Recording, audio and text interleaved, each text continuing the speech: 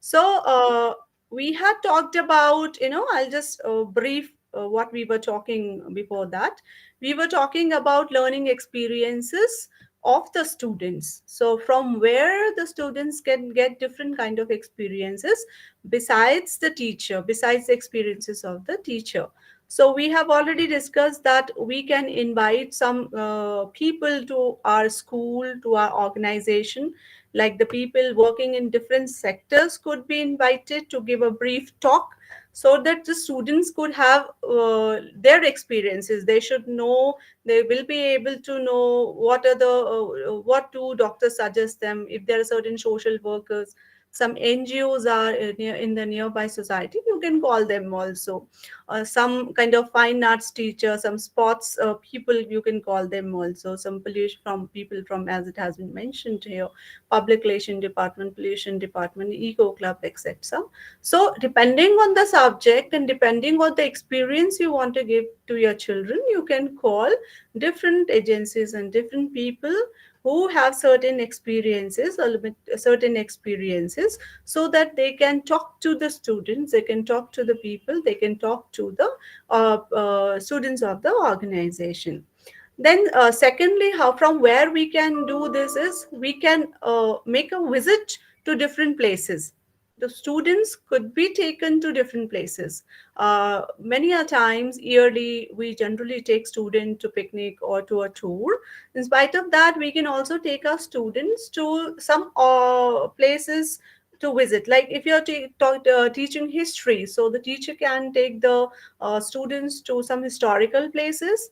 And in the same way, if you're a science teacher, you can take your students to some science museums nearby, whatever is feasible to the organization. Because the school, as I told you earlier also, financial aspects also are to be taken care of. So the finance are to be taken care of. So according to whatever is feasible, that can be planned. If you are a science teacher, botanical gardens, etc., some kind of places could be visited.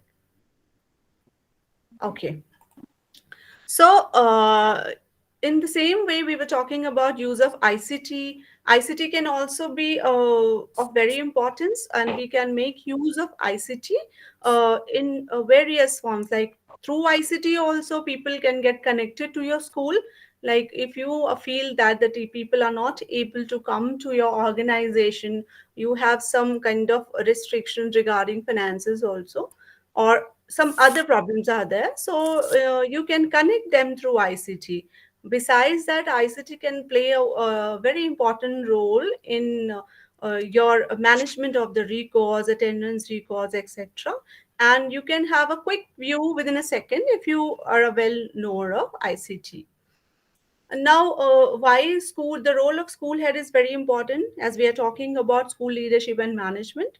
And the school head is very important in that sense, that because it totally depend upon the school head, how he plans the things for the school, keeping in view all the aspects. Like we have discussed in the beginning of the seventh unit, there is about management of the organization or management of the school. So when we are talking about management of the school, management includes planning, organizing, directing, controlling, financing. So it means all these inputs have to be taken care by the school head. So he is in the position who has to decide everything for the schools, for the teachers, for the staff in the school. So this role of school head is of utmost important. Here he has to arrange everything. In fact, he has to take care of the community also, the nearby people who want to visit the organization. Besides that, the parents, parents of the children, if the parents may also object to certain things, they might have certain problems related to the children's, they may come up and they may talk to the principal. So in that sense, the principal have very responsibilities to take care. Uh, Now, what are the points through which what must be kept in mind? These are some points for the principal. What the principal will take care of these points, and then in that sense, it will help the principal or the head of the school to arrange or plan the things adequately. So, adequate human resources, human and material resources should be properly planned. So when we talk about human and material resources, so who is the human resource in the organization? So just a question from the participants. Who is the human resource in the school or the organization? Anybody can answer. You can write down in the chat box also. Who is the human resource? Yes, human resource in the organization. Mr. Peter can answer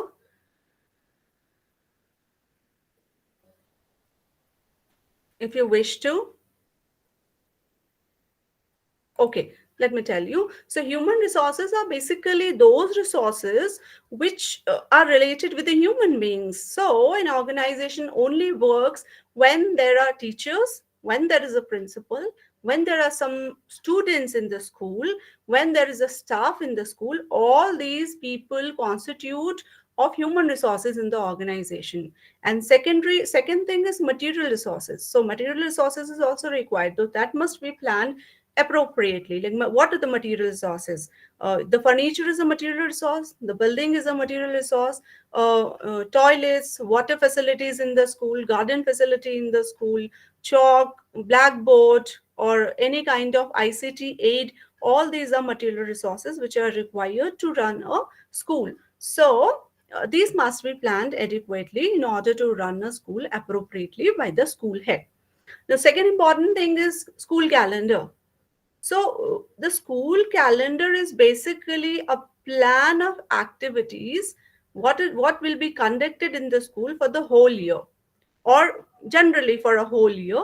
So, for a whole year, the school generally plans all the activities, when they will be conducted, for what duration that will be conducted. That helps the teacher and the school to prepare in the beginning, and they are able to conduct those activities appropriately and effectively. So, for example, the school must plan that when they are going to conduct the examination, term and examination, when half yearly examination will be conducted, when annual examination will be conducted. Besides that, when there are going to be holidays for the school, when there are going to be some sports activities which will be organized for physical development of the children's, when there are going to be certain cultural activities in the school which will help the children to develop certain abilities among themselves. So the calendar of activities is of utmost important again. So it helps a teacher, the student, the parents, and the principal to run the school effectively. Now, thirdly, coordination and cooperation among the staff members. So, all there must be harmony. We have also earlier discussed that the harmony is very important in the organization. The head teacher and the teachers of the organization must cooperate together in order to fulfill the objectives of the organization. The staff, the teachers, and the head. So, everybody among the human resources must coordinate together. Otherwise, what will happen if people have some clashes, if they have certain conflicts, that will lead to problems in the organization, and everybody will get engaged into that, and ultimately the students are will suffer, they will be the sufferer there. Then next is the head teacher, the head of the school must promote creative practices in the school. They must promote the teachers for doing certain kind of innovative things. The student must be promoted. Besides that, the other, even the staff people can also be promoted for the school creativity. There are certain kind of meetings, certain kind of conferences, certain internal or external, any kind of certain meetings, conferences, seminars can be also organized in order to train the teachers and the staff. Now, for example, there were COVID was there during 2020 and 21 also. So during that time, the school education has to suffer a lot, and ICT was the only thing which has emerged out, which helped the teachers and the students to connect together. So, what happened there? Many of the teachers were not fully trained to use ICT at that time. So, that they used to struggle to use the ICT abilities and functions, etc. So for that purpose, or for any other purpose, any other activities, any other additions in the organization, these kind of conferences must be organized in the organization together, and they must be discussed so that everybody get to know in the organization how we can organize, how we can do certain kind of thing or certain kind of activity in the school or organization. Now, next is individual differences must be taken care of. Individual differences among the teachers and also among the learners. So, let me tell you, like every teacher is different in terms of their expertise, in terms of their knowledge.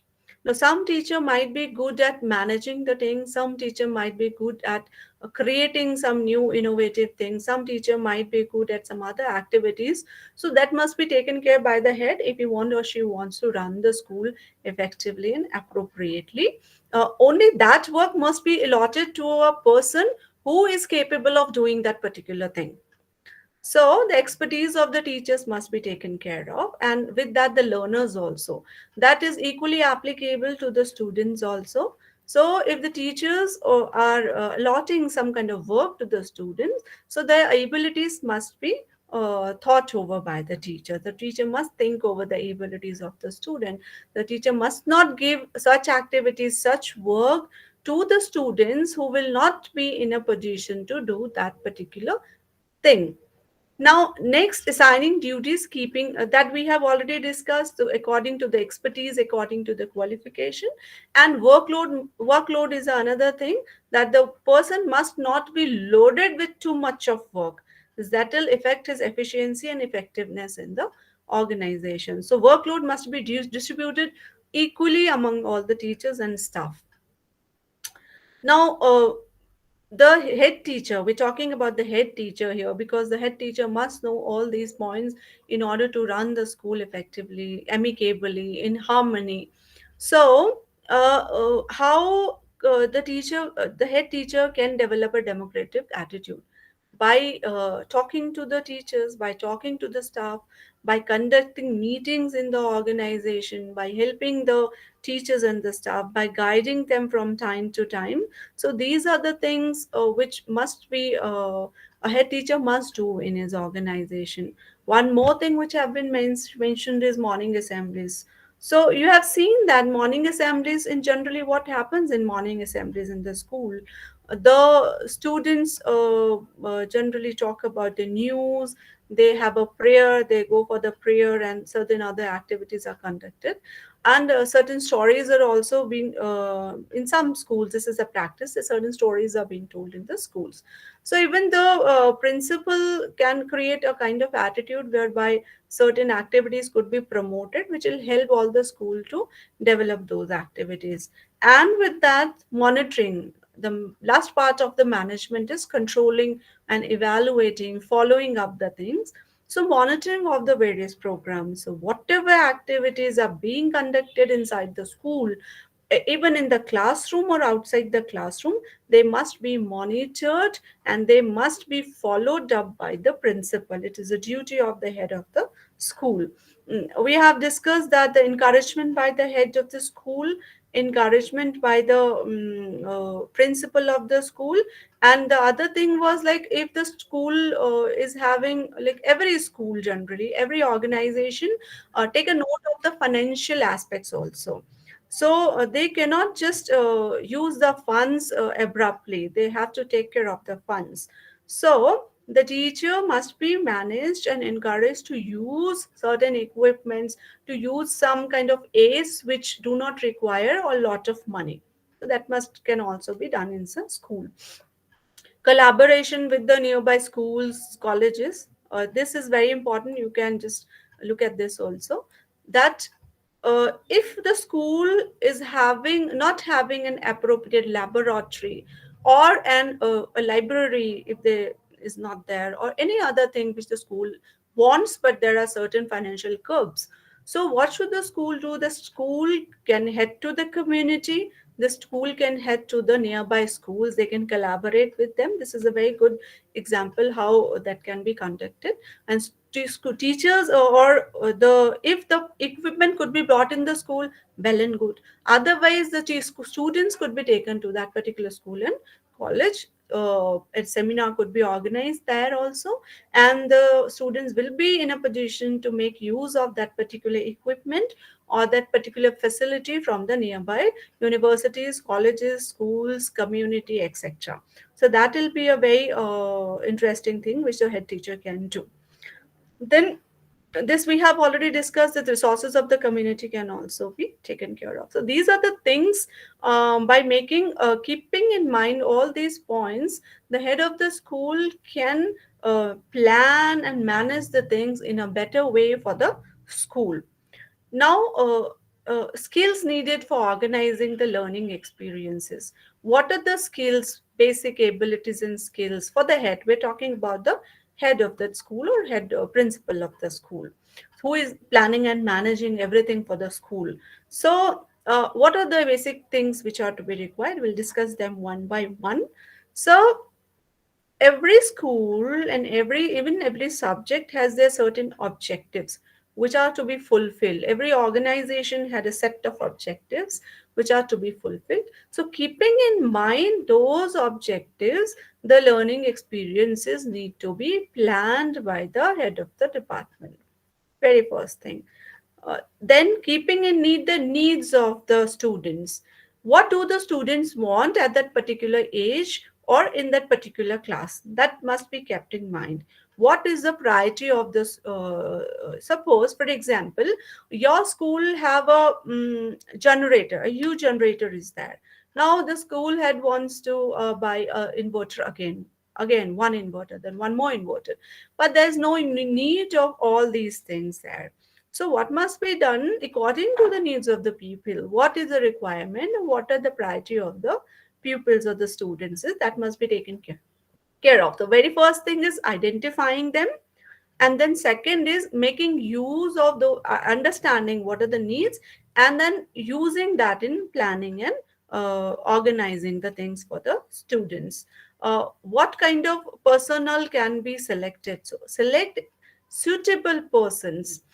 So, if there is a sports activity, or a musical activity, or a cultural activity, or a debate competition, so for that particular activity, a person who has a sound knowledge of that particular, that is a debate, so a language teacher is more suitable for a debate, right? If there's a sports activity, a person who is physically fit and who has a knowledge, a background of sports activity, must be given that responsibility to organize and do that particular thing. So suitability is very important. Then division of work and time, we have already talked about that. The time period of the teachers must be divided. So you know that every school have a timetable, and I know that you would have already talked about timetable in the earlier blocks, in block 1, I believe. So the timetable of the school, generally what happens inside the timetable, what happens there, it is a division of work of the teachers. So the teacher has been allotted 8 periods or 9 periods, and those are divided differently. So this is the fixed time, the fixation of the work of the teachers and the division of work of the teacher. Their time has been divided according to the school requirements. So this must be done appropriately by the head teacher. The we have already discussed that encouragement must be done. So the students who are bright, some certain there are very bright students of the school, they must be identified and they must be provided more opportunity. They must be promoted, so they are in a position to bring laurel to the organization of the schools. Then let's talk about leadership. The head of the school is the leader in the organization. But if you look at from the different aspect or different perspective, you will find that not only the head of the school, but the teacher is also a leader in his class. The students are also leader in their class individually from different aspects. So the principal must provide opportunities of leadership to the teachers and the pupils also. So I'll just give you an example. So if there is a program being organized in the school, So, a particular teacher, if you feel that he's capable of doing that, you must give certain responsibilities to that particular teacher or some particular students also. In they will be able to showcase their leadership qualities there, and you will be in a position to understand as a principal that these teachers have good leadership qualities. They can initiate certain things, they can plan out the things, and that will help the school to that will help the head teacher also in the planning and management of the school.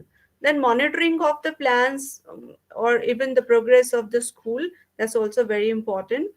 Maintaining harmony, we are talking about it again and again, that harmony in school must be maintained. There should not be clashes among the people working in the organization. There must be a close cooperation among the teachers together, among the principal and the teachers together, among the staff and the teachers together, and among all three, among the teachers, among the principal, among the staff, and among other parents who come to the school to visit the school.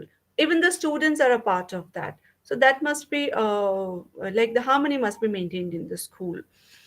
Then other resources can be mobilized. In earlier section we have discussed that how the school leader can make use of other resources which the school do not have from the other organization, nearby organization, or some leaders which are nearby leaders. They can also be they can also help the school to get certain resources. So in that sense, it is a duty of the principal, for the benefit of the organization, for the benefit of the students, to manage and mobilize different resources from outside the school also.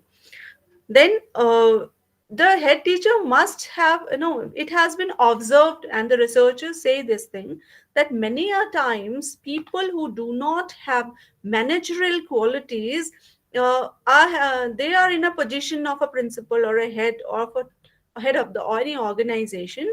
In that case, various conflicts and various mismanagement has been observed, that leads to disharmony among the organization and whole organization. So if the person who is not having the skills and the abilities to deal with the people and the staff and other things, so that will lead to disharmony among the things. So it is very important that he should also get, or she should also get trained himself or herself in those skills which are required for managing an institution. This is very important. So everybody, if he or she is a leader, they must have certain skills which are required to run an organization. Very important. So these were the points which we have discussed one by one. Basically, these were the skills and abilities which a school head must have, and that will help a school head to run the school, manage the school activities appropriately and effectively. Now, what are the problems? What are the constraints? What are the hindrances generally which keep on coming when the head of the school or the principal is planning out the things? We all know that the school head, the principal, has various things to do. We have talked about that also. He has to plan multiple things. He has to do various things. He has to supervise. He has to plan. He has to follow up. He has to control the things. He has to look after the finances. He has to look after the problems. Besides that, there are other problems which keep on emerging when you are in a position of a head of that particular organization. The very first thing, lack of finances. We have talked about this. Finance plays a very important role in managing an organization or any organization, be it a school or be it any organization. Because if you do not have finances, you will not be in a position to do multiple things in the organization. Because even if you assign, if you appoint, if you recruit some teachers, some staff, so you need to pay them the salary, and again the role of finance emerges there. So sometimes the head of the school has to deal with this also. So, how the head deals with the lack of finances, how he or she manages the things for the school, that's very important. Those are the skills which are required for a head of the school. Secondly, lack of skills and expertise. We have also discussed in the earlier section. before this, that lack of skills among the head, and then we are talking about lack of skills and expertise among the teachers. The teachers who are appointed in the school, who are recruited in the school, they do not know how to do a particular thing. For example, they do not know how to use ICT, they do not know how to do a particular experiment, or they do not have expertise in their particular subjects. So that's a challenge which emerge for the principal in the school. So for that, training is a very important thing. Training must be imparted. We have talked about training also. So but again, for training or arranging certain things, arranging the expert, etc., that also requires certain finances. So individually, the teachers can be promoted to train themselves to get certain skills on their own in order to run the school appropriately. Now, what other problems can emerge is if the teachers or the staff, they are not happy with the certain things, they do not want to do certain things, they just leave certain methods, they do not want to have certain innovativeness, they do not want to go for some creative ideas, they just they go inside the class, they provide a lecture to the student, and they just come back, they're not interested in doing something. So must this is also a major problem in the school, which the school has to take care of. Then if we talk about the students, this kind of a problem can also be there in the students. If the students are not ready to learn something, they are not ready, their readiness is low, they are not interested in doing something, that's again is another problem. Non-availability of technological resources. If the school do not have latest technological resources which are required for the school, there is limited availability of a time. Many a times the government runs a scheme or implements a scheme or a project, and that, but generally what happens in those kind of schemes and those kinds of projects, they set a limited time that needs to be covered in 3 months or in 1 year or 2 year. So that's where a pressure upon the head of the school comes up. And then certain local conditions, nearby conditions, like if your school is situated nearby a factory. So if there is a huge factory nearby the school, so a lot of smoke, a lot of sound which keep on coming nearby from that building or that factory, which will affect your school climate also. We have talked about school climate also. If there is some other problems in that particular area, some river is there nearby which is stinking, some water source is there which is creating problem for the children's. One example is that electricity supply is low. So these are the certain things which the school head has to deal with in order to run the school effectively. These challenges need to be taken care by the head of the school. So this was all about unit 7, and we were talking about learning experiences. So through various sources, learning experiences can be imparted. So now we'll talk about the other unit. Let's talk about the other unit. That is this was unit 7. Now I'll share with you the unit 8, and we'll discuss about unit 8.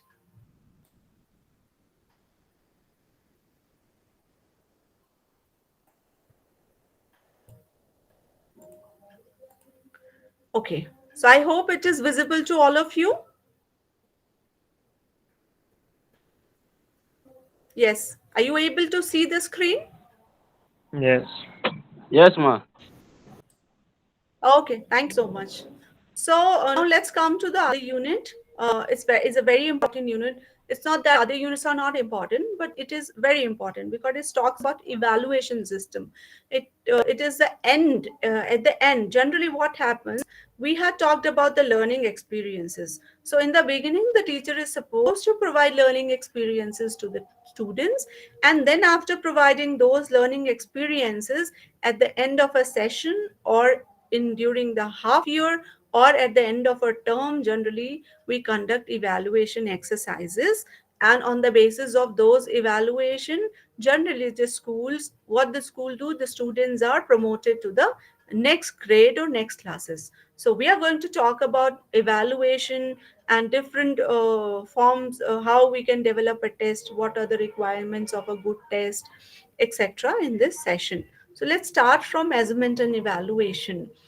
See, generally there are two terms. One is measurement and the other one is evaluation. These are two terminologies. Now, when we talk about measurement, so we are measuring something. So, for example, there is a cloth nearby you and you have to measure that cloth. So you need to measure that in terms of centimeters or meters. And if it is a huge cloth, you can use, like if it is a road, you will say the road is this much kilometer, right? If you're going to measure the height of the students in your class 6th or class 7th or class 8th, so you will use a measurement equipment or a technique to measure them. So measurement is basically purely quantitative.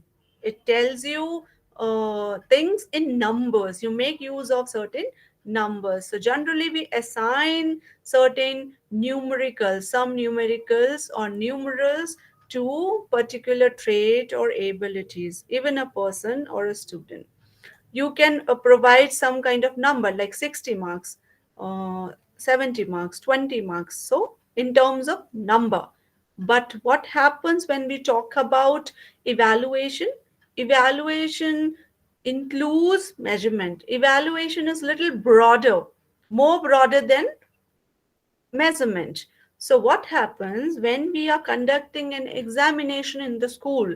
An examination, if an examination is going in the school, so what happens there? Generally, the students solve the questions, and on the basis of those questions, the teacher assigns them some marks. So when the teacher is assigning some marks, so the teacher is measuring that. And after the assignment of the marks of all the subject, when the class teacher evaluates the performance of the student, this particular student A has performed, Jacob has performed very well. But that particular person, student, has not performed. He has performed or she has performed very poor. So you are judging, you are providing a judgment also while measuring the student. So when we say evaluation, it includes measurement plus value judgment. So measurement and value judgment is important here. Two things are included inside evaluation. So that must be kept in mind. Now, when we talk about assessment, now assessment is the third term which we are using. Assessment generally means evaluation in formal or informal terms.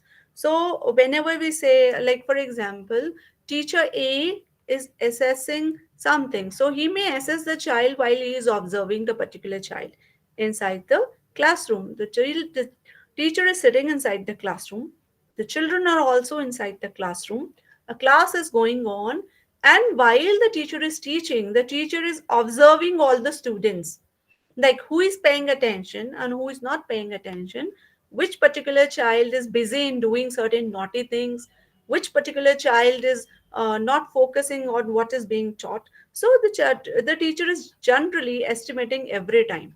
So it may be formal, it may not be formal, it may be informal also. And we have discussed that examination is generally a tool for assessing. So examination is a tool to assess, a type of tool through which we can assess the performance of a student, basically in academics, so in English, in Arabic languages, in other science subjects, in mathematics, any subjects. So it is about assessment and putting a certain numbers to a on those, on the basis of those particular performance of the student. Now, what is a test? What is a test?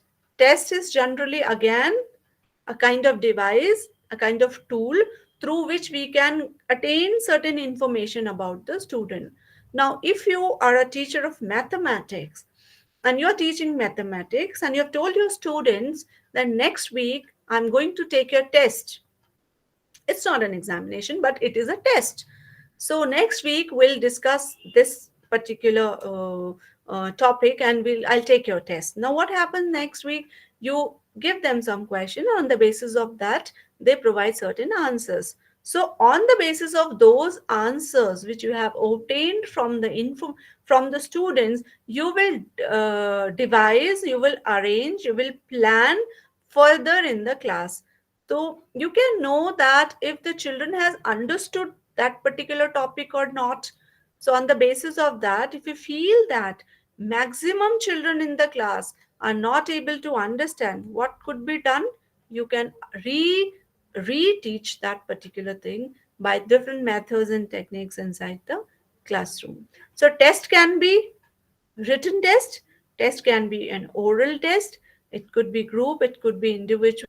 So test is a very smaller thing which a teacher used, a smaller aspect which a teacher used, or a tool or a device through which an information can be gathered about the student.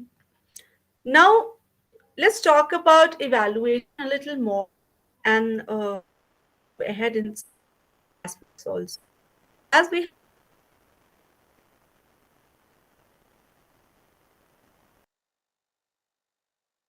a little narrower than evaluation. So evaluation includes measurement. Measurement. Measurement is inbuilt inside the evaluation. And when we talk, say, evaluating something or evaluating a student's abilities, so what we means to say is we are evaluating is academics, we are evaluating all the aspects of a student's personality. So when we say all round development of the child, so all round development includes his physical development, mental development, moral development, psychological development, social development, spiritual development, emotional development. So all these areas need to be covered under evaluation. Evaluation should be a continuous process. So that must be conducted continuously, not only one time. Because if you are conducting a evaluation at one point only, what will happen? If you're not conducting that evaluation continuously throughout the year while you're teaching, you'll not be in a position to know if what you are teaching inside the classroom is going in the right direction. The students are able to understand or not. So that must be continuous. You must assess continuously. You taught something, you must test the student. You will be in a position to know if they have understood or not. Then you may plan accordingly your next topic or next class.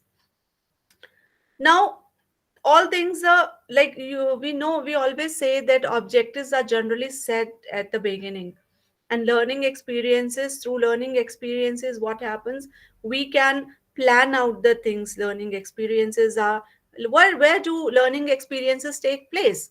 So if I like to pose this question, where do learning experiences take place, in what form, in the school? Can anybody, any of the participant would like to answer? Mr. Suleiman or anybody, Mr. Peter. Inside the school, where do learning experiences take place or how it take place? Any example? You can write down in the chat box.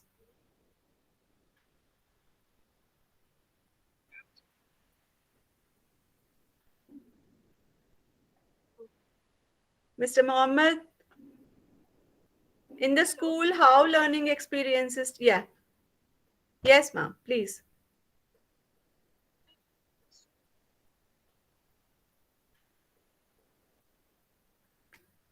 In the school, in what form learning experiences are taken by the students or are conducted by the teachers? Like if I say inside the classroom, what happens? The teacher generally teaches inside the classroom, and the students are discussing the thing. That is also a learning experience for the students. So students are learning from different subjects, different teachers, from their personalities, from their intelligences, from their way of teaching, from their methods, from what kind of humor the teacher uses inside the classroom. So through these all are learning experiences which are generally goes on inside the classroom. Now Evaluation can be quantitative, can be conducted quantitatively and qualitatively as well. So quantitatively, you all know, assigning certain marks to certain students and then deciding on their performances. And when we say qualitatively, we if I talk about Bloom's taxonomy, so the second aspect of Bloom's taxonomy is about emotional development. So when we say emotional development, generally there is no syllabus as per decided by any organization for emotional development, or creating certain kind of emotional development exercises you can develop. So you can observe on the part of in your classroom what kind of development is taking among your students. If your students are helping each other, if your students are joyful, if your students are in very anger, they always fight with each other, what kind of feelings they are developing inside the classroom. So it can be conducted qualitatively as well as quantitatively. Then, of course, everybody is involved in the evaluation processes. The teacher is there, the parents are there, the peers can also evaluate, the students can also, self evaluation can also be conducted. And the teacher can make use of variety of tools and techniques to evaluate the students. We'll discuss them ahead. Now, if you look at this particular diagram, just look at this diagram. This is a triangle and it has 3 points. This triangle has 3 points. One here at the top is objectives, and then if you look at the left hand side, learning experiences, and then if on the right hand side is evaluation. So this is a tripolar process. So whenever we talk about education, education is a tripolar process. Why tripolar? If you talk about in this triangle, it's this tripole. Once at one side we have objectives. So according to the objectives of the society, of the school, of that particular organization, learning experiences are planned. So these learning experiences are planned according to these objectives. And then, on the basis of those learning experiences, evaluation is conducted. So, whatever activities the teacher has conducted, on the basis of those activities, those methods, those classes, the evaluation process is conducted by the teacher. So, this figure imparts here. Now, this we have discussed. So the evaluation, generally we oral test, written test, practical observation, interview, we have talked about this thing. We'll discuss that in detail again further.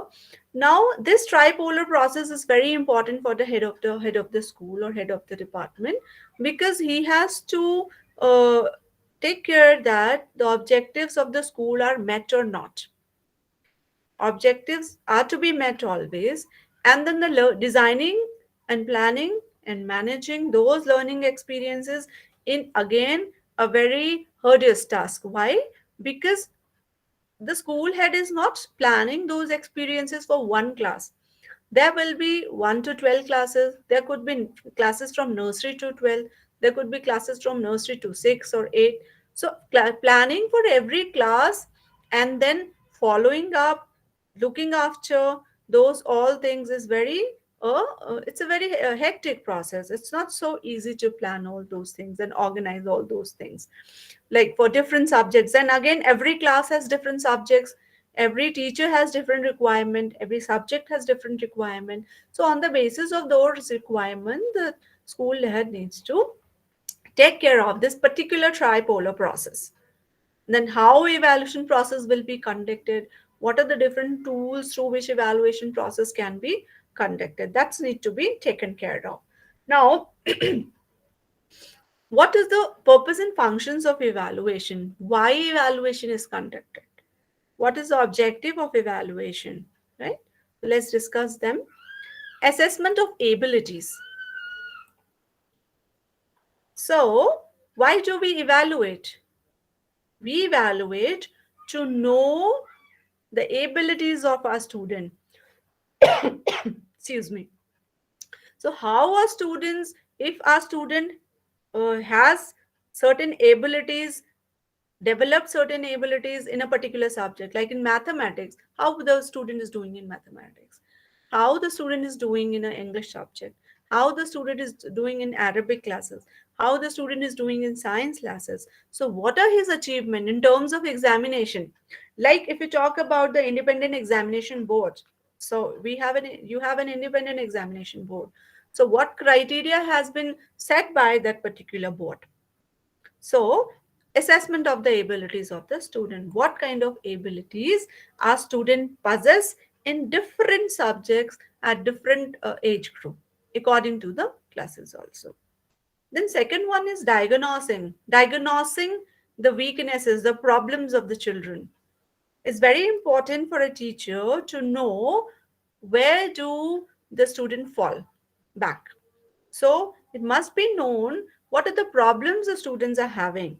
And in order to clear those problems, the remedial classes or revision must be conducted by the teacher.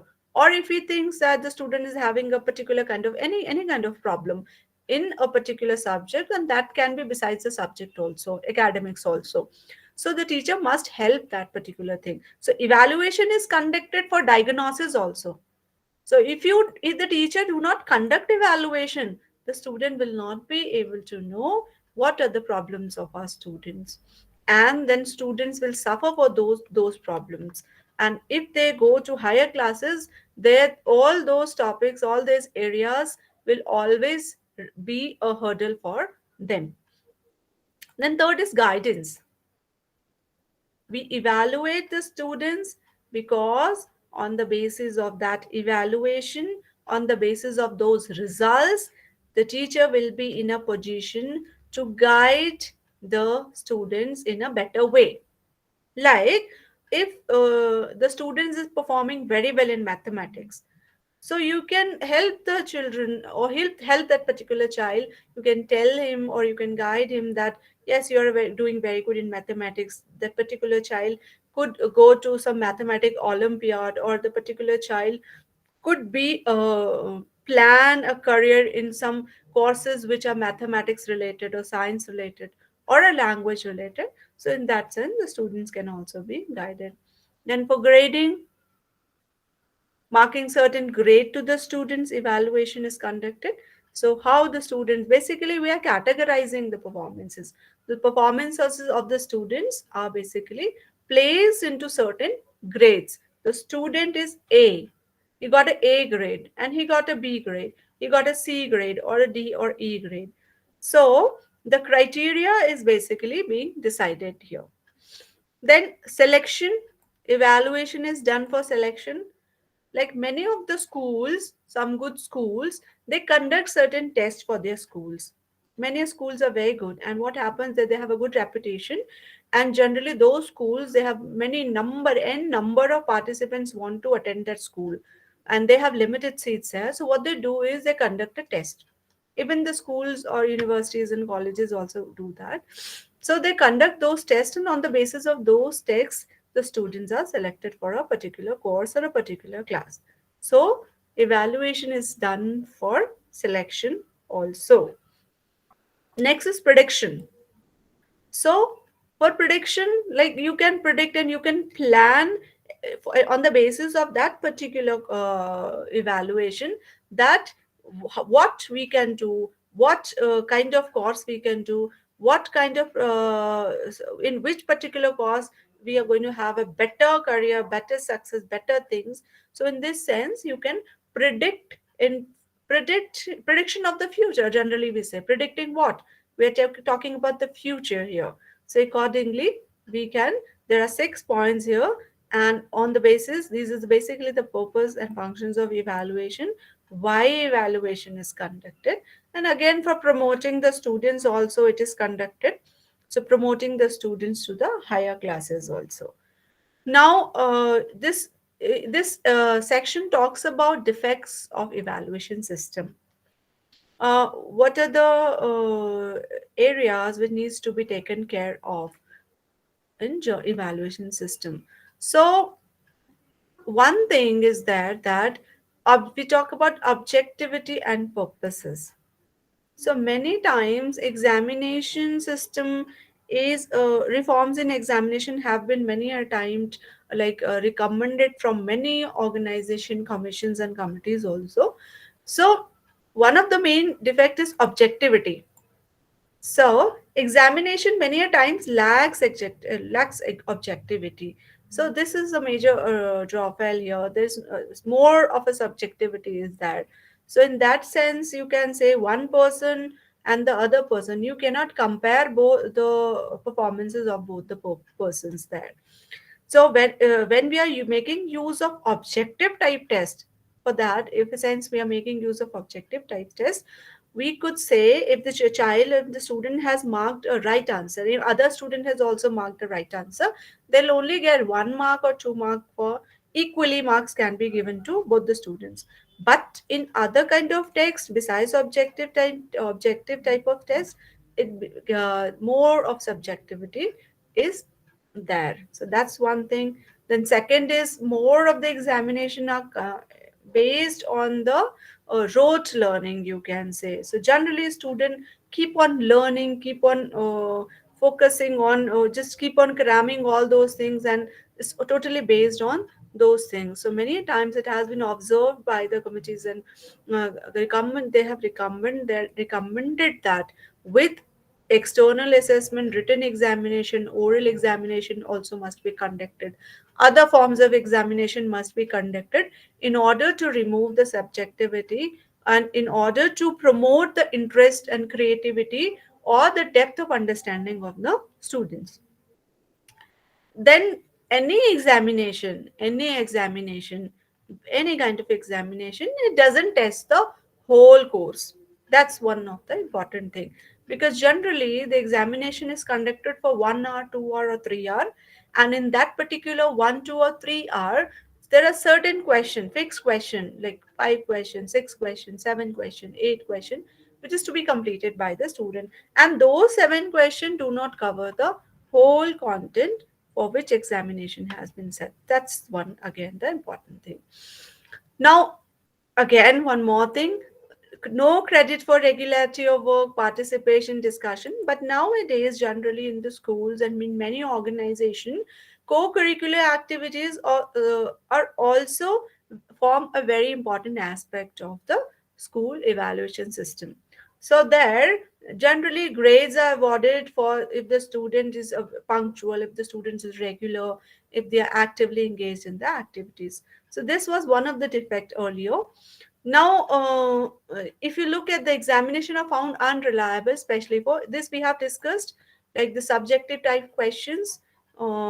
There's lot of problems there, because on the same question, one may write down a whole page, the other may write down half page, and then on the language part also, it's very difficult. And other thing is that the evaluators, like if one evaluator, there are two evaluators and they're evaluating the same person for the same thing, so both the teachers will give different marks to that particular person.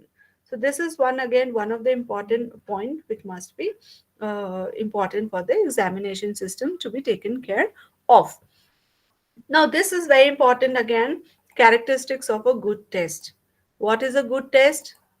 What is a good test? Basically, a good test is a test which fulfills the objectives of the test. Now, if you are assessing social studies or social sciences, or if you are developing a test for chemistry assessment, sciences, mathematics, languages, then that test must assess appropriately. All the objectives of the text must be fulfilled. Now, there are certain characteristics of a test. So, there are three main important points a test must have in order to be appropriate, in order to be effective test, in order to be an accurate test, in order to be a good test. So, there are three important things. One is validity, the other one is reliability, and the third one is usability. Generally, validity, these three areas, generally we discuss all these three areas in researches. Researchers mainly make use of validity, reliability, and usability. Uh, so here, if the teacher is developing a test, the test must have all these three characteristics. So what are these? We'll discuss them one by one. Let's talk about validity. Validity means if the test is valid or not.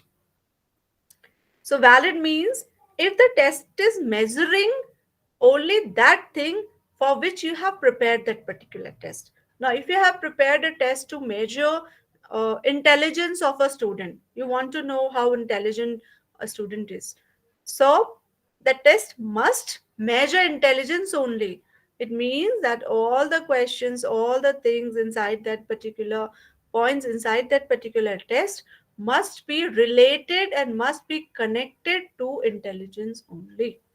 Now, if you are preparing an achievement test for English or mathematics or science or any other subject, agriculture subject, so for that, the test must measure only English language, only Arabic language, only science subject, only that particular thing. So that's very important. That must be taken care, or that must be taken care by the teacher. So Cronbeck says that the extent to which a test measure what it purports to measure.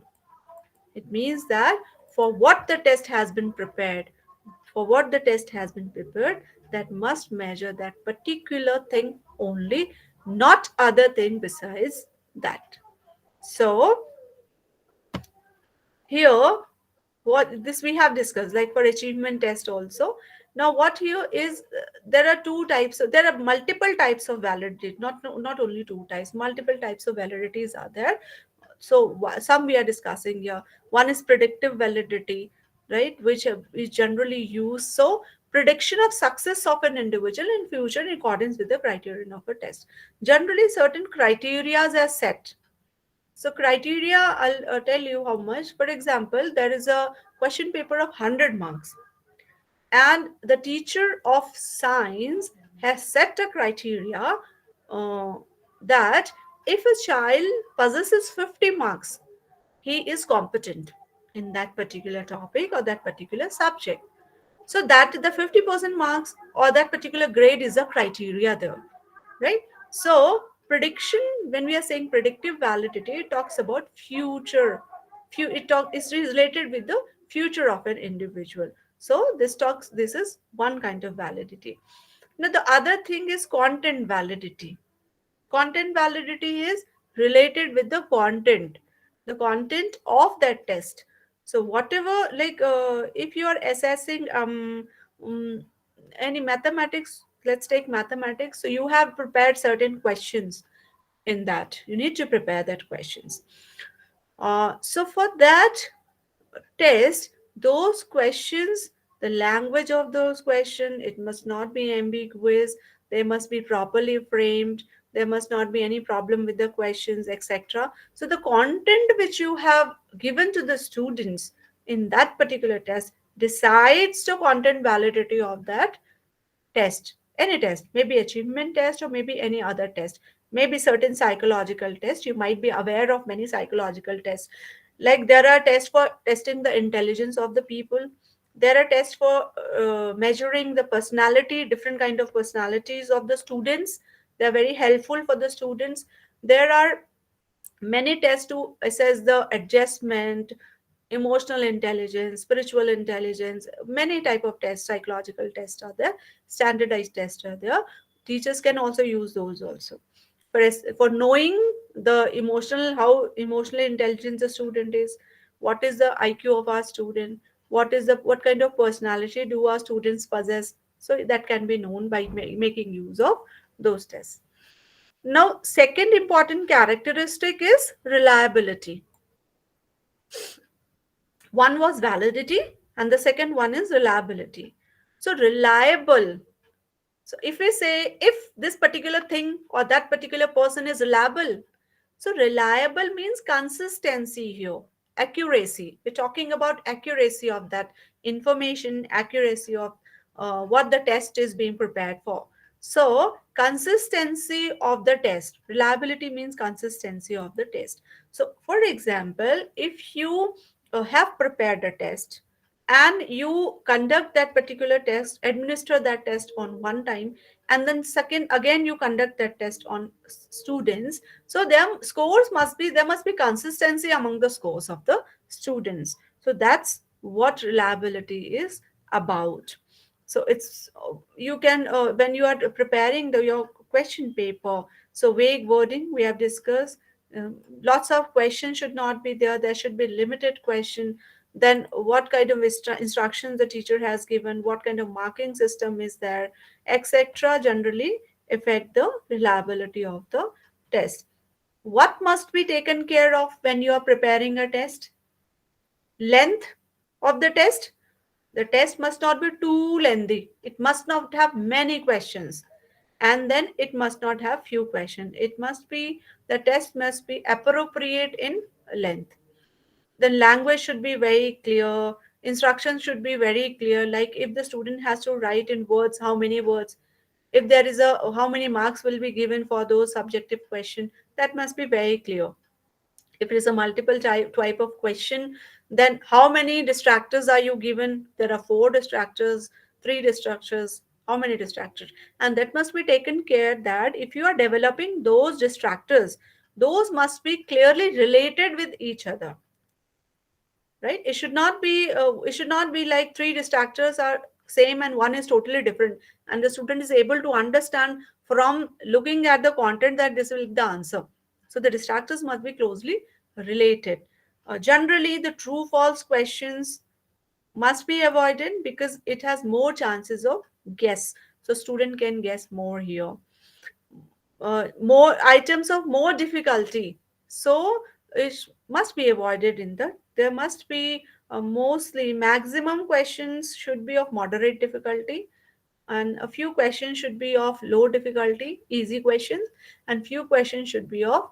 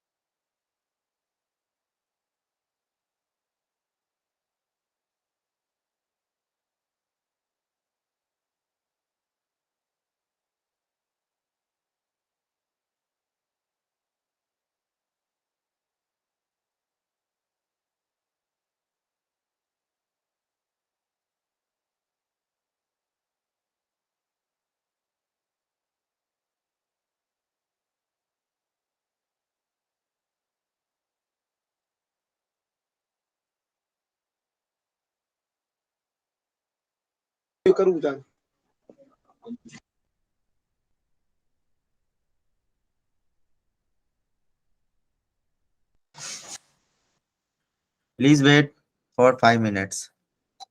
Madam will join.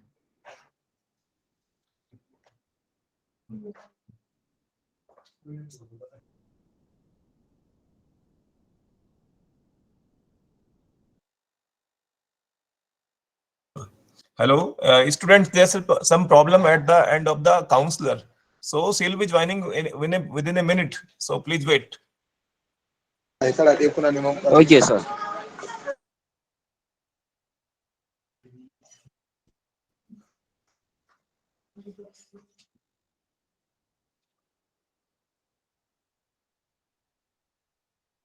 आपका जनवरी 2023 का है ना?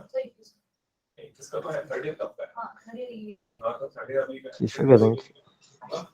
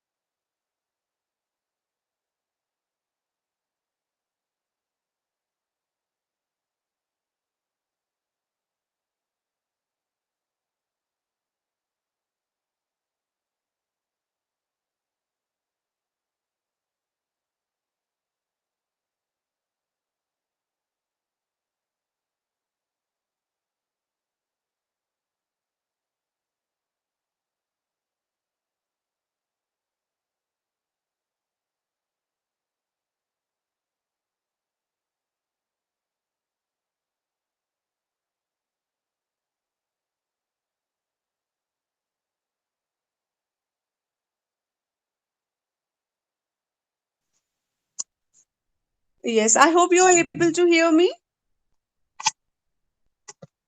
Yes, ma. Okay, thank you. So I just lost my connection. So meanwhile, I got connected with my laptop. We'll just continue here. So we were talking about reliability and how we can, what are the methods through which we can uh, calculate the reliability, how reliability can be calculated. So basically, there are three methods through which we can calculate the reliability. Now, the first one is test-retest method. The second one is parallel form method. And the third one is split half method.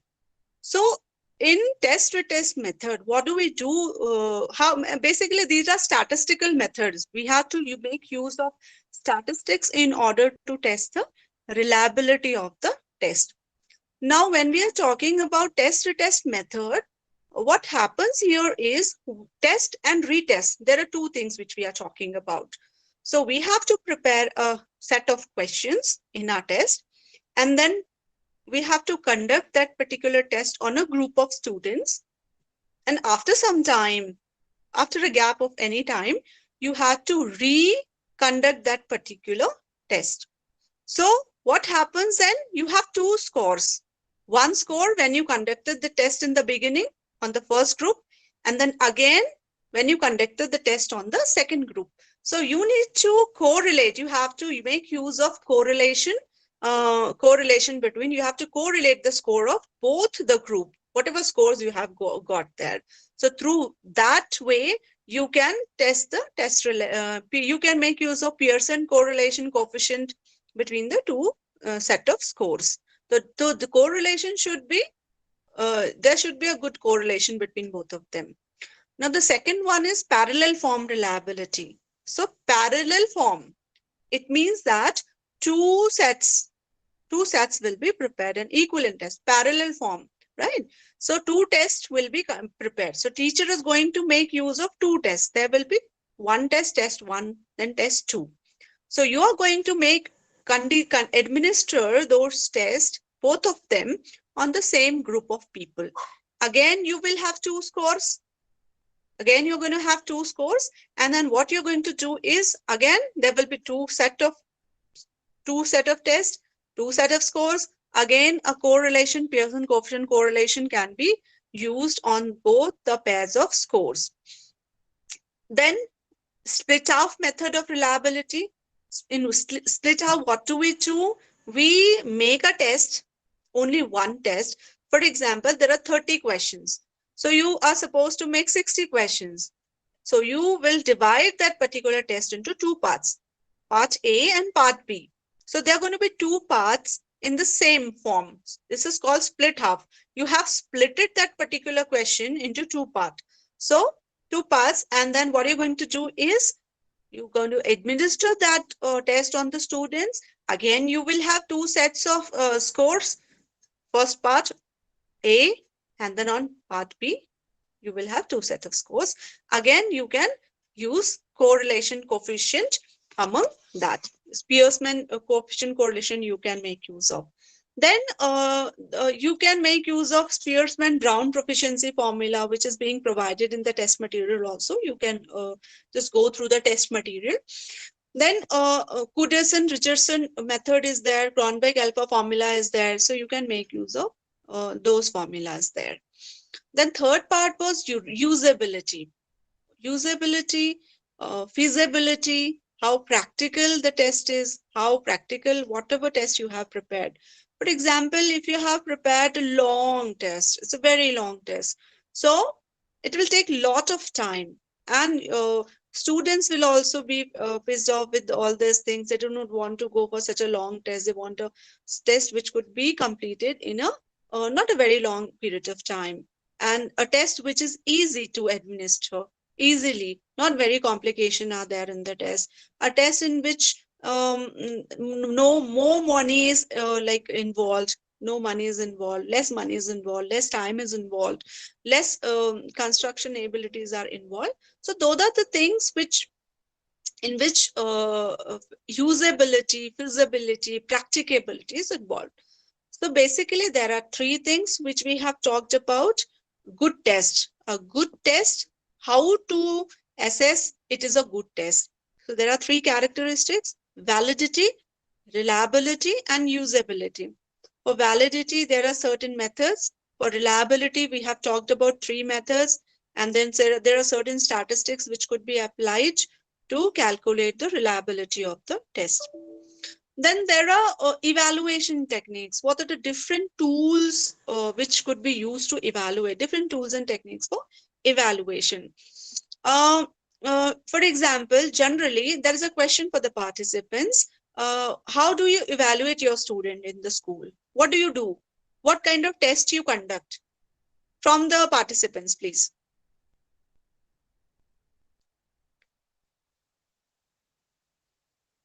Yeah, Muniba ji or Kabuki, Fisjan, anybody can answer. Anybody from you, please. What kind of assessment do you conduct? How do you evaluate? I mean, do you take written test, oral test? What do you do?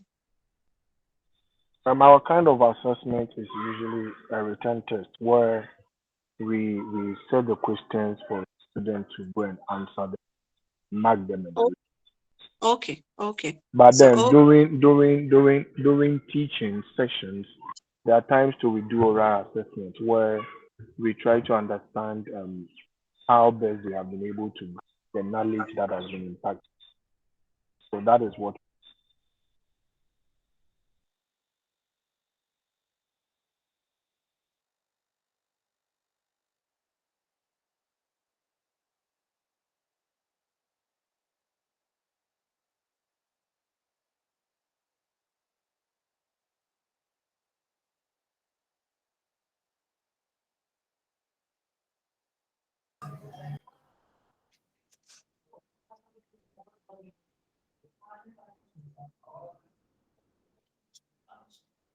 Ma'am, you are not audible. okay, okay. So, what kind of test do you do? I mean, do you do written test, Miss Muniba, or it's a oral test, or any kind of other test?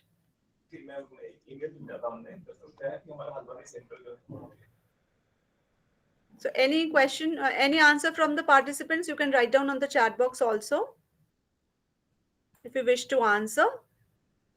And ma'am, I was saying that our end we do written assessments where we set the question for the student to answer based on written. But then when we are teaching, we do oral test also. Then just to find out how best the student has grabbed the knowledge so far. That is what we do at our. Yes, yes, yes, of course. So while the teachers are teaching, as Mr. Fijans has said, while the teacher is teaching, they try to evaluate the student, how what they have grabbed, what they do know. So to assess the student, to diagnose also in between what is going on, if the direction, teaching direction is going on in the right way or not. So I'll just share again. Uh, yes. So we were here evaluation tools and devices. So let's discuss them one by one. What kind of different tools and devices do a teacher have in hand while he or she has to evaluate the students? You can see there are different forms of oral test can be conducted. So oral test is very easy to conduct. Like while you are teaching also, you can ask questions. At the end of a session, you can ask question. At the end of a term, you can ask question. Then there are written tests. practical examination for the subjects of science and other subjects, then interviews of pupils, peers, parents, models, paintings, other activities. There could be different presentations, could be conducted by the teacher. So the teacher can give some homework or classwork to the students to develop some models, some paintings, some charts, through any through role play, role modeling, anything can be done. And then there is observation of teachers. So teacher can observe the student on different aspects, and generally a teacher do that inside the classroom also and outside the classroom also. So we have I have told you that there are certain intelligence tests, psychological, different psychological tests are there, projective type of tests are there, projective techniques are also there. Generally these kind of tests are used to measure the personality of the student. If there is any deformity or any mental disorder, these are also diagnosed in projective type of tests. Now if we come, let's go to the classification of written test. So, what are the different types of written test?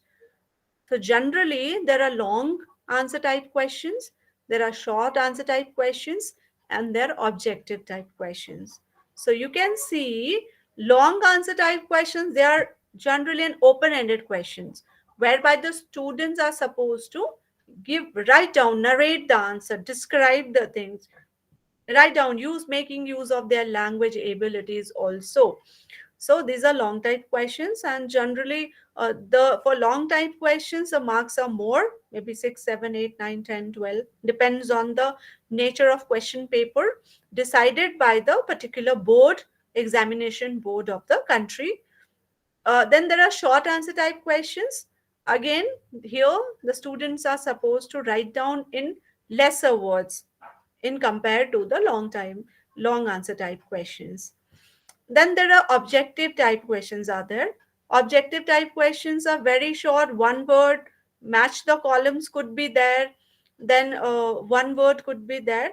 And one more thing is there, many a times what happens, if the question is objective type questions and you believe that the student has given the answer, more guesses have been given by the student. So this is a particular formula which can be used to know if how much guessing the student, to eliminate the guessing factor basically. So this can be used, s is equal to r minus w upon n minus 1. So s is the corrected score, corrected scores, r is the number of rightly marked items, W is wrongly marked items, N is number of choices in an item.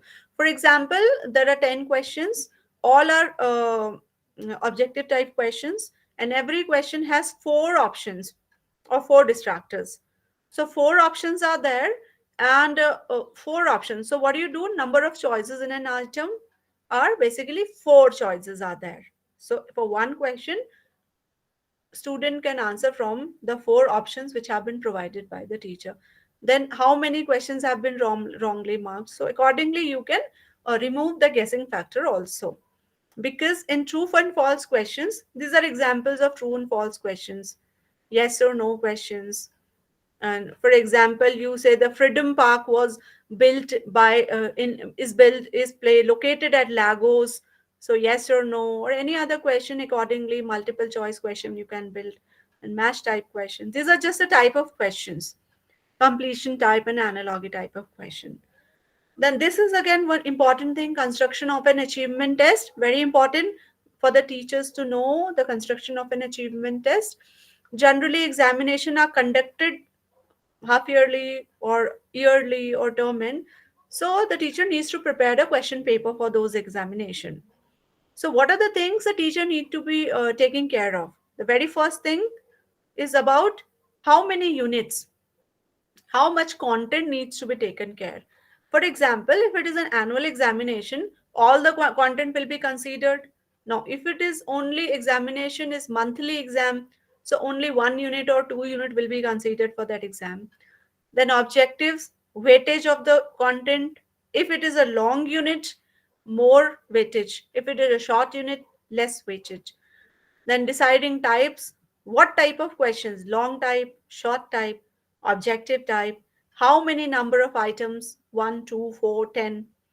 Then you have to prepare a blueprint, arrangement of item, time you have to set.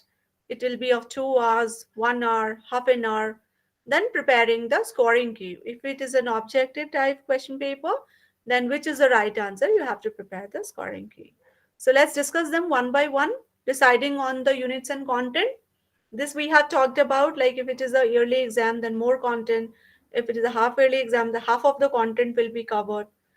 Then objectives are to be set. So generally these objectives are decided by the boards, the school boards, which the country follows.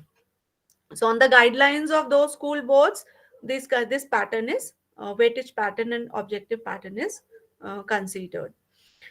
Then types of questions and number of items we have discussed. How many long question, how many short question, how many objective type question, this we have discussed. Then blueprint. So what is a blueprint? This we'll discuss. Basically, you need to prepare a blueprint. We have discussed about Bloom's taxonomy. Benjamin Bloom, he has devised a Bloom's taxonomy. There are three major domains on that. The psychomotor domain is there, affective domain is there, and there are basically three domains there. We can go for that also. So basically what happens here, a blueprint is a kind of a chart. You can see here. A blueprint is a kind of a chart here. So what is happening here, we'll discuss them. If you look horizontally, you will see that this is for class 10th matrix, and then 100 marks, total marks is 100 marks, time is 3 hours. Now if you look here vertically, the second column, objective is written, then content is written, then topics are written. So if you look in the second column horizontally, knowledge, understanding, application, skill. Now, what are these knowledge, application, understanding, and skill? So, as I was telling you, under Bloom's taxonomy, we have three important domains: cognitive domain, affective domain, and psychomotor domain. Three major domains are there. The first domain, cognitive domain, basically deals with the mental abilities of the child or the intellectual abilities of the child, the cognition of the child. So there are certain divisions. You can go through the content of Bloom's taxonomy. There are certain divisions under cognitive domain. So these are the division. Basically, cognitive domain deals with the academics part, more of academics part. So on the subject side, so knowledge, how much knowledge a student have. So you need to assess the knowledge of the student and understanding of the student, assessment of understanding of the student, assessment of application, if the child is able to apply the learned knowledge or not. So application means you taught them mathematics, addition and subtraction, but if the child, when he goes to a shop, he is able to apply, he bought some toffees, some chocolates, and he gave the shopkeeper 100 rupees note. Now is he able to calculate that, or is in a situation to apply? And in the same way, skill. So this kind of table is generally prepared, and this one, the third row, if you look at content unit, so here easy question. So under knowledge domain, how many essay type questions are there, how many short answer type question are there, how many objective type question, and same follows with these levels also. So look here, from topic 2, if you look at topic 2, there is one question of 6 marks, essay type question. And if you look at short answer type question, topic 1, there are 2 questions of 3 marks. In the same way, you can develop this table.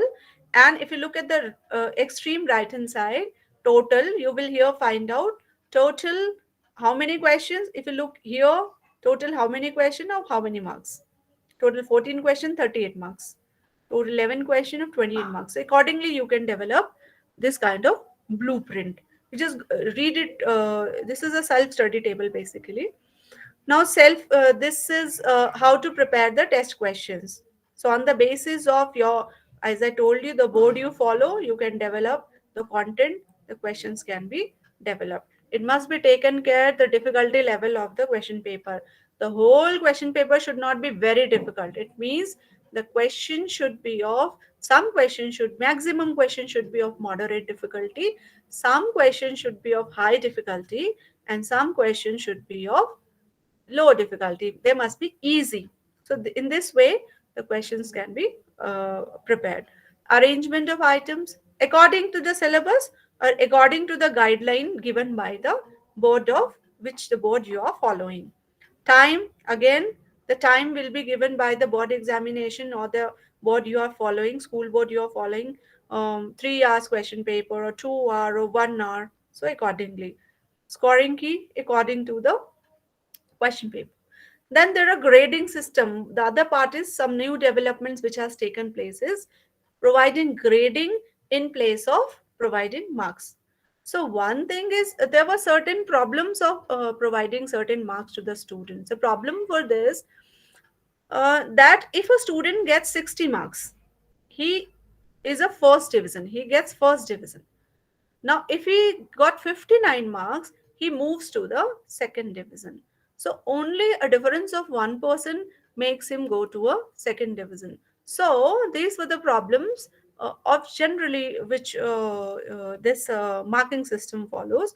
So, grading system has been implemented by many countries whereby certain grades are being imparted and then different grades A, B, C, D, E grades are provided to the student.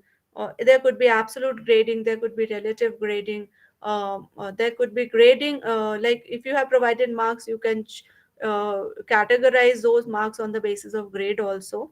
So accordingly there here we'll talk about non-reference grading and criterion reference grading. So basically criterion reference grading generally uh, focuses on setting a criteria. As I told you, as a teacher you can set a criteria like 50% marks means the student is competent in this particular topic. So it sets a criteria. But whereas if we talk about norm reference evaluation or norm reference testing or norm reference grading, hereby what happens? The child is generally compared with his classmates. Like how many percentage you got? I got 70%. It means that this much percentile. So this much percentiles means this much students are below you. So generally, criterion reference grading or criterion reference testing and evaluation is being promoted in the schools these days. Now, other form is question banks. So question banks is basically a collection of questions which the schools keeps. So teachers makes a question and the question are collected in a pool, and then from that pool the teachers can select certain questions accordingly. So this is basically about question bank. Now, using ICT, you all know ICT is very important these days, even earlier also. So, the teacher can make use of ICT in record keeping, making a record of attendance, making a record of activities, making a record of many things in the school. So, the school head also must promote ICT in various forms in the school. So, the evaluation system generally how to manage the evaluation system, because it is very essential, very critical part of a school to manage the evaluation part. So the head teacher must uh, do this activity with the help of all teachers. Meetings must be organized from time to time. There must be a committee which must be formed to take care of the problems which will arise out of the evaluation patterns. It may happen sometime that if a teacher has evaluated a person or a student, the student may say that I got less marks because the teacher doesn't like me, or maybe the parent may say sometime my child has got less marks. This particular teacher has given low marks to my teacher. So in these cases, there might be certain complaints, there might come certain problems which must be taken care by the committees, which will be decided by the head of the institutions. So this was all about evaluation, examination, assessment, developing a test. This is a case study. You can go through the case study and we'll move to the next unit. Similarly, I'll share my screen with you. So this was the end of 8th unit. So in seventh unit, we talked about learning experiences. In eighth unit, we talked about evaluation, assessment, examination, developing a test, developing a blueprint for the test. We talked about characteristics of a good test, etc. So that's very important there. Now this unit talks about management of record keeping. Record keeping, we have talked about examination and assessment. So keeping the record of all those examinations, all those assessment, all the profile of the student, that's very important, because you will in a suppose the student shifts the school. So he was in your school, now he wants to go to some other school. So you are going to have all the records of the student. What was his record? He did well in class 5, he was good in class 6, but he performed low in class 8. So accordingly you will be having a cumulative record of the students performances at different developmental levels, not only on academics. So record keeping is very important, because without records there will be no proving of any kind of thing. If the teacher says no, he was very good, so how come you say that he was very good until and unless you do not have a record? So it's a very essential aspect of the school. So maintenance of pupil assessment records. Hmm? So this is generally what happens in the school. We have parents teacher meeting. Many a times parents come to the schools in the meeting to talk and to know about the progress of their children. So at that time the teachers are supposed to show many activities which have been conducted, and on the basis of those activities how the child has performed, and if there is a problem with the child development, psychological areas, that are also to be told to the parents, so that the parents also can take remedial action in time, due time. Then individual assessment profiles and examination records. So there are generally cumulative record card, we say, or cumulative reporting, we can also say. So what is cumulative recording is basically thereby in a file, at any in papers, in a file, in a register, generally the class teacher maintains each and every record of a particular child, every time, every day. It may be quantitative, it may be qualitative. Quantitative in terms of the examination, the marks which he have achieved from different subjects, and qualitatively in the other aspects. So in the affective domain and in the psychomotor domain. So affective domain, was the child cooperative? Was the child helpful to the other colleagues and peers in the classroom? How aggressive was the child? Was the child, he is an annoying child, the child is very naughty, he creates disturbances in the class? What kind of child he is? So in terms of qualitative measurement, qualitative characteristics also, the child is measured. So the physical, mental, moral, social, all the aspects of the child are taken care in the cumulative record card. So now here if you look at the zones, zones definition has been provided here. It's basically a permanent record of a student kept by the school. It includes his educational history and all the information about his achievement, attendance, health, test scores, and other activities. So, regular record, up to date, since the student has joined the school. So, it will help the parents, the teachers, to know about the personality of the child and how the child had evolved over a period of time. So why should we prepare a cumulative report card? So advantage of that are, you are able to know in a sequence of time how the interest of the child has changed or not, how the child has developed or not, in what activities the child has performed better or and not. Guidance can be provided accordingly. The whole progress can be seen in that particular single file or single register. You can differentiate the student according to his individual differences. You can know his weak points and strong points, and accordingly, if you know the weak points of the child, if you feel the child gets angry every time very quickly, the teacher may guide the student, counsel the student, how he should not do this thing and how that particular thing is going to affect his personality in a long term. So basically, what things are included in a cumulative record card? Physical, cultural, ethical, moral, intellectual, social. So all these things are recorded in the particular cumulative report card. Now there is an example in front of you. You can see the format also. Format of for cumulative report card. So you can see general data, name, birth, date of birth, father's name, address, when did he came to school, where did he studied earlier, and the record of that in this table, name of the school, joining class, etc. All these things are there. If he left the school earlier, why did he left the school? Then record of attendance is there, year wise.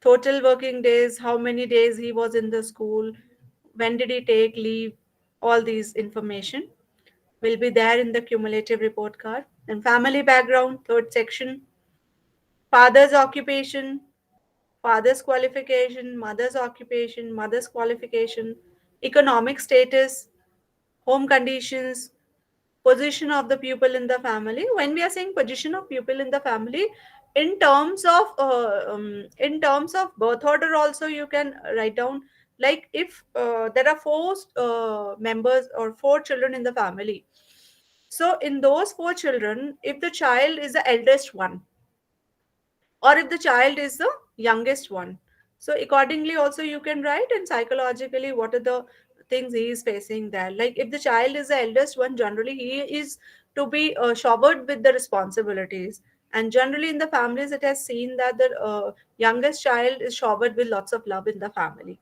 So these kind of things psychologically impact the child. Now, physico-medical report also, fourth area, height, weight, measurement, chest measurement, eyesight, any other special thing, like if the child is having any diseases, any other issues, that can be written there. He is having some kind of epilepsy, some kind of diabetes, he is a diabetic, or anything that can be written here. Then comes the scholastic achievement. Scholastic achievement is basically related with the academics. So the subjects which are being taught. This is basically the cognitive domain we are dealing with. So the subjects, the marks, percentage, and remarks accordingly. Then comes the co-curricular activities. Beside curricular activities, the co-curricular activities. So in subjects, different subjects also co-curricular activities can be performed. Like for languages, if I talk about languages, many role plays can be conducted, stage shows can be conducted. So that can be included under both the things. So co-curricular activity in English or in other mathematics or science subjects, accordingly, that can be developed. Now, interest rating. What is the interest of the child in terms of physical abilities, indoor, outdoor games, intellectuals? He may love to write poem. The child may write to love stories, or he may like to love reading. So, in that sense, also, what are the social interactions, recreational abilities, artistic sense? These all things. This one ratings, notable interest rating, this can be done on a rating scale. So rating scale can be a 3.5 point, 7 point, 10 point. So here an example of 5-point rating scale has been provided to you. So 5-point rating scale. So how is he doing in that particular activity? So he's excellent, he's very good, he's good, he's average, he's weak. So accordingly you can mark the performance of the child in a particular area. Then what are his preferences? Which subject he likes? Which subject like the most and least? He doesn't like mathematics, or he doesn't like language, or he doesn't like science.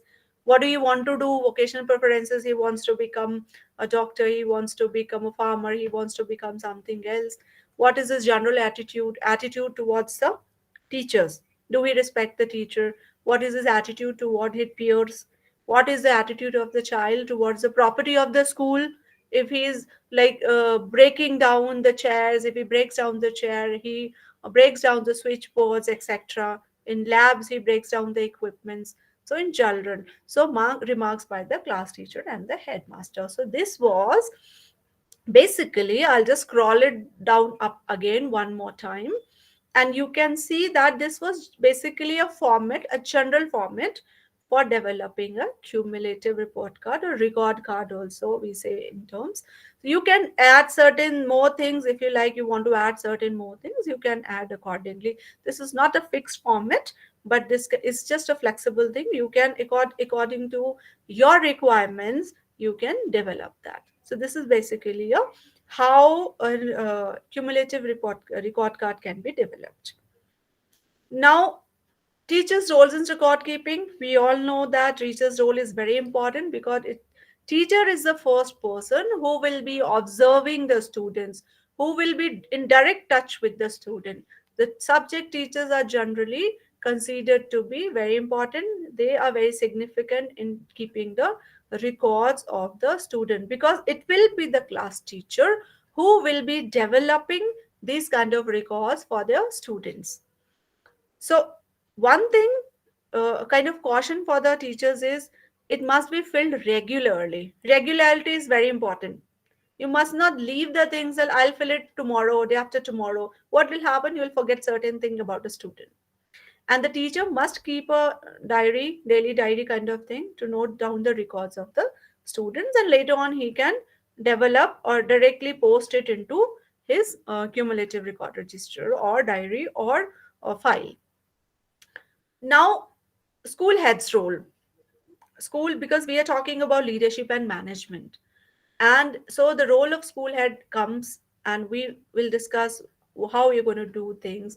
So, total responsibility of record keeping also ultimately lies with the head also, because head will be held responsible for the records in the school, how they are kept, what are the things, because everything in terms of resources also, the head is supposed to provide all the resources to the teacher if they want to develop that particular kind of record in the school.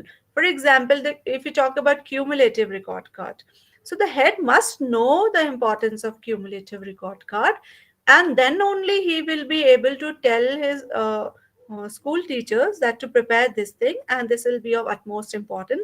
We can share these things with the parents also, their progress, etc. So head must know all the things, because if he doesn't know certain things, so doesn't know means he'll not be in a position to apply, implement those things in the school. He will not be in a position to understand the significance of those things. Then supervision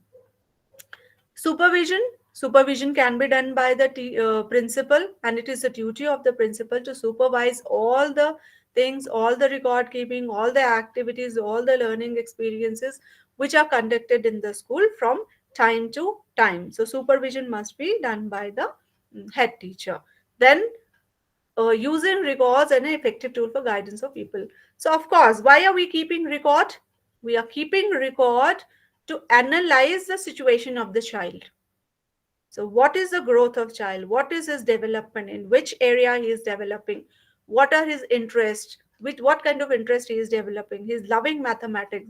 He's hating languages. So what in future, what the child can develop? What kind of subjects he can opt in the higher studies, etc. And what is his weaknesses? Those weaknesses must be culminated, must be reduced, removed at the right time, so that it doesn't become a problem for his personality. So that is important here. Now, interpreting the data, the information which the teacher have, that must not be biased. Teacher must not be biased. He must be free and happy, and he must behave equally in equity with all the students there. That's important here. Individual differences that we have talked about, diagnosing the problem, and exceptional children also. This is a point which we didn't talk about. Exceptional children are those children either who are bright children or the children who are having certain kind of problems. So those children must be given more priority because they need more time. If there is a slow learner inside your classroom, he will require more time to understand the thing. And if there is a very bright student inside your classroom, you will need to give again more time to him because he'll be finishing all the activities quickly, and then what he will be lying back in. So you need to develop certain kind of activities, more activities to be provided to that particular child. All the information must be conferred and given and provided to the parents, shared with the parents, because parents at a point, because teachers has a limitation. After that limitation, after the school, the parents are responsible for the children development. So children, the parents must know what is happening, how the children is doing, what is his attitude, what is his interest, what are the weak points, what is his problem areas, so that all the development of the child take place. So here, this was all about cumulative record. You can develop them in card, in folder, in booklet, in diary, in register, in files. That depends on the teacher.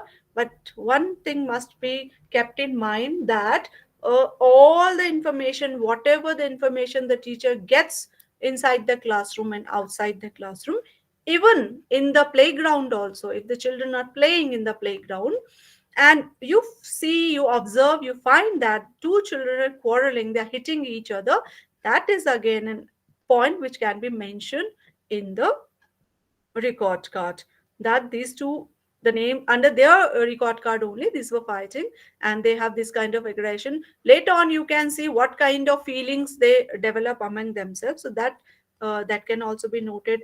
Other things can also be noted. Suppose two children are sitting, they are sharing their tiffins, they're sharing their tiffins together, so that can be noted down by the teacher. Both of them are sharing the things, it means they are happy, they are friends, they're loving each other in that sense. So all the developments of the children's can be noted down, and then can be recorded, reported, analyzed and reported to the parents, so that all the all round development of the child could take place. So the ultimate thing is the development of the child. And that's what we are talking about, all these things.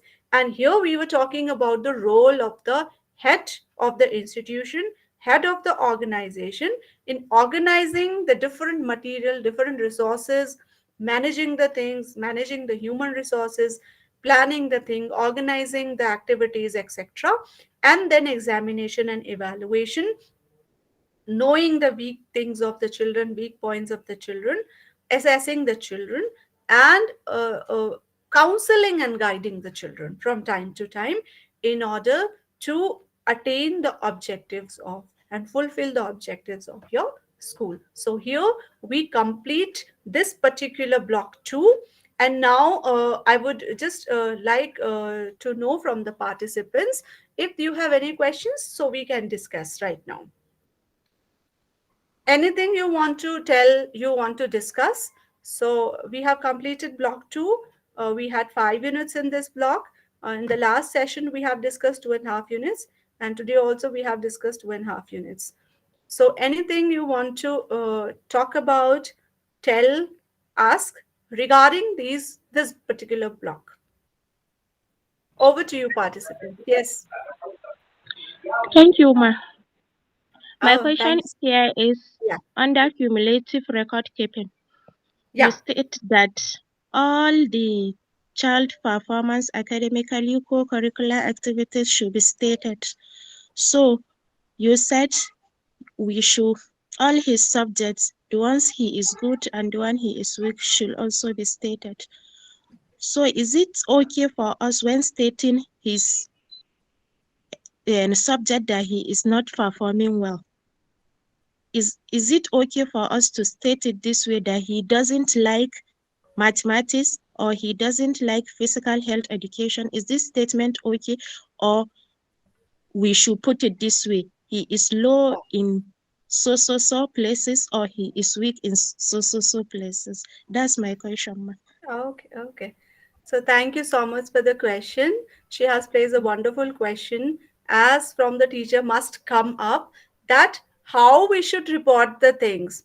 So generally it is said, it is recommended not to write down the problems and the weaknesses of the children in that particular manner.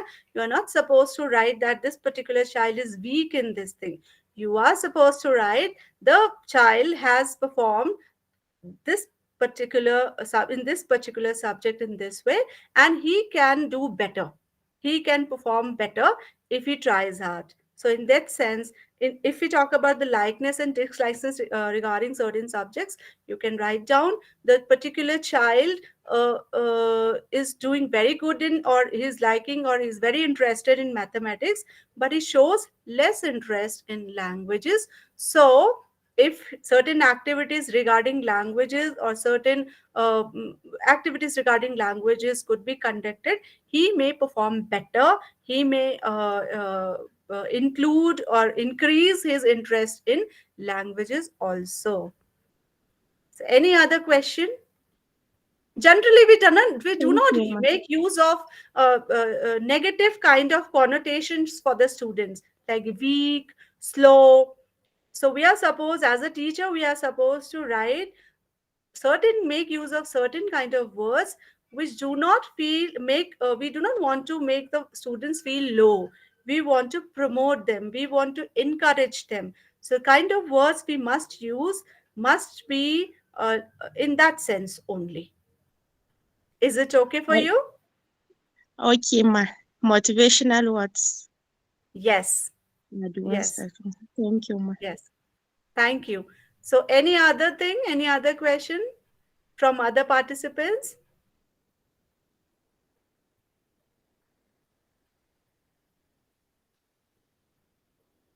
Anything you want to talk or discuss?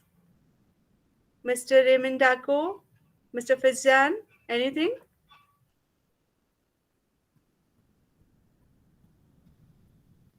So, if there is no question, shall we? Madam, Yes. I'm okay with it. Everything is fine. I really Okay. enjoyed the lesson. Great, great, great. Thank you, ma'am. Today's class is for. Okay, okay. Okay, thank you. So, okay. Thank you so much, dear participants. It's been wonderful talking to you. And we can discuss the other things on the LMS portal also regarding the particular block 2. And see you again on the LMS portal. Thank you. And thank you so much, RC Daradun also. Thank you, ma'am. Thank you. Thank you Thank very you, much. ma.